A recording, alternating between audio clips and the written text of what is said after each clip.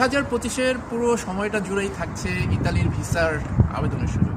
এমন একটি আপডেট এসছে সম্প্রতি interno.gov.it তে। আপডেটে যেটা বলা হয়েছে, ছোট করে যদি একটু বলি, 2025-এর 17 ফেব্রুয়ারি থেকে 2025-এর 31 ডিসেম্বর পর্যন্ত এই সময়ের মধ্যে 2025-এর ফ্লুসির জন্য ইতালির ভিসার বা ইতালির নুলাওস্তা বা ইতালির ওয়ার্ক পারমিটের জন্য আবেদন এর ফর্ম ফিল আপ করা যাবে। সো এটা খুবই বড় একটা গুড নিউজ। এর কারণ কি, কেন সরকার এটা করলো, আবার নতুন করে কেন আবেদনের জন্য ফর্ম ফিল আপের ডেট দিল, এটা নিয়ে বিস্তারিত, এই আপডেটটা নিয়ে বিস্তারিত আমি সামনের একটা ভিডিওতে আপনাদেরকে বলবো।